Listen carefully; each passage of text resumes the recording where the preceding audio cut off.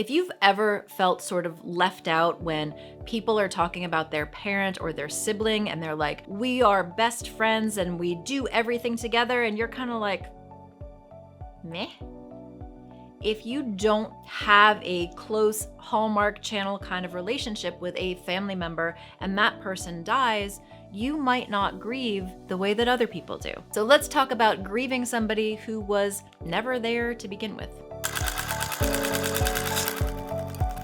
Okay, so let's talk about the reality of families, everybody. Regardless of what we see in those sappy, long distance phone commercials, not everybody comes from a close-knit, love to spend every minute together family. That is just not reality. That ideal of a family who never wants to be apart from each other because they are all best friends, that is something that happens. Personally, I'm always amazed when I see families like that. I'm like, how did you do that? But that is not the only way that families work. One is not more correct than the other. You might feel like there's something wrong with you if your family wasn't that close, whether or not you're grieving a death in that family. Families come in all different shapes and sizes and degrees of closeness, all of these things.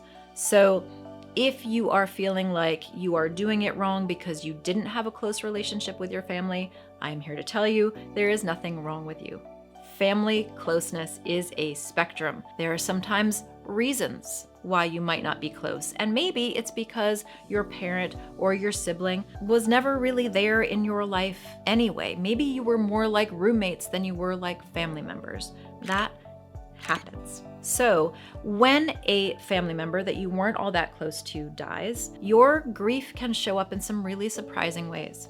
Let's break down 3 of the ways that that kind of grief might show up. Number 1, you might be grieving more than you thought you would. This one is a surprise for a lot of people who felt like they had a more distant or not as close relationship for whatever reason. Maybe your abusive parent died. Maybe you haven't seen your mom since you were a kid because your parents got divorced and she went off to work in Africa or something. Like, they haven't been around, or there are safety reasons why you chose to not have a relationship with them, and when they die, you expected to feel nothing, and instead you feel a lot. That happens so often. It's like this surprise of grief when that relationship has been more distant or completely absent or just not close, and you are surprised by the force of the emotions you have. So really quickly, let's talk about what's going on in there. We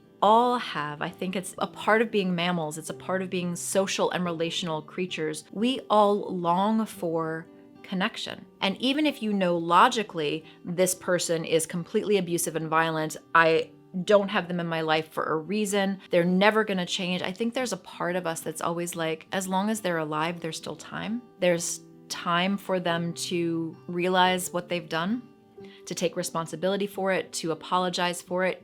We know this isn't logical, but I think that there's a part of us that longs for it. And once that person dies, that possibility is over. It might have been a snowball's chance in hell, but it was still a chance. And once they're dead, that door closes forever.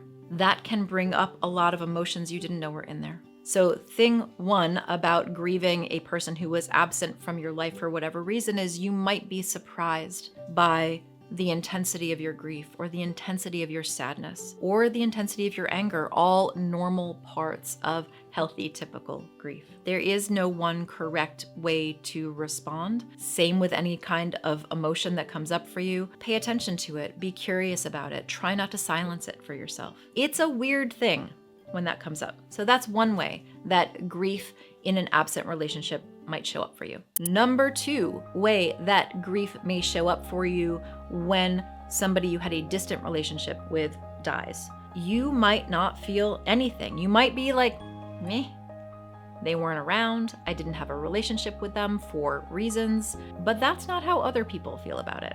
If you say, oh, I had to go back to the East Coast for my stepmom's funeral, and somebody says, oh, I'm so sorry, your stepmom died, you must be feeling so sad and so many emotions, and you're like, honestly, we never got along, we were never close. I went back because my dad wanted me there, but my stepmom didn't really matter to me. The pearl clutching that can happen when you say, I don't care that much, because we have such a weird view of how you are supposed to react. Not only how you're supposed to react to a death, but you are supposed to care for people that our culture says you're supposed to care for. And it's sort of a weird off note when we say it didn't matter. So you might get people saying, oh, but she loved you. Oh, she was still part of your childhood. She's still part of your family.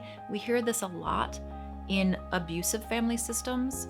Somebody dies and you're like dancing in the streets because that person was an ass. And people are like, but they're still your dad, they're still your brother, you need to find somebody. Like, seriously? Number one, do not tell me how to feel. You get to feel however you feel about something. Somebody else's issues are their issues. No one gets to tell you how you should be feeling or what your relationship was with that person. So number one, boundaries. It's okay to say to somebody, you have an interesting idea about what my relationship was. You get to feel however you feel when your stepmom dies, and I'll support you in that. I can't do that without being snarky. That is just me. But anytime somebody tells me how I'm supposed to be feeling, you're gonna get snark. You get to be more or less snarky however you want to deliver that. My point here is when somebody is telling you what your relationship means for you, it is perfectly okay to say, that's not my reality. I appreciate your concern. Keep your opinions to yourself in whatever language feels correct for you and correct for the relationship. If that's my best friend saying something like that, I'm gonna like elbow them and be like, what are you talking about? Right? If that is a relative or somebody that I don't have a close relationship with, I'm gonna say something probably more clipped and professional along the lines of, that is your opinion, that's not how I feel about it. In your relationships, you get to make your own decisions about how you feel. And then I'm gonna hold eye contact for just slightly longer than is comfortable.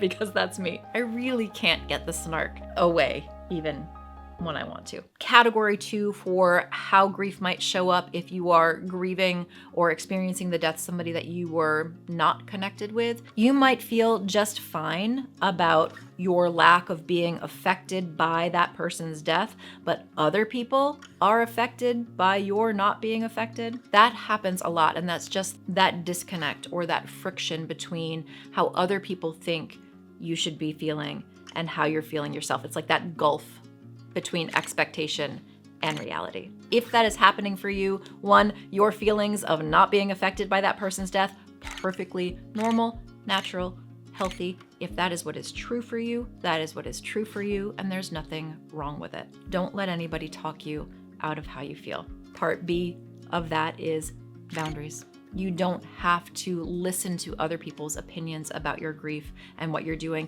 You also don't have to attend funerals that you don't want to. Just because somebody else thinks that you need to perform connection when you don't feel it doesn't mean you need to perform connection. Permission granted. You don't need my permission, but in case you want it, you've got it.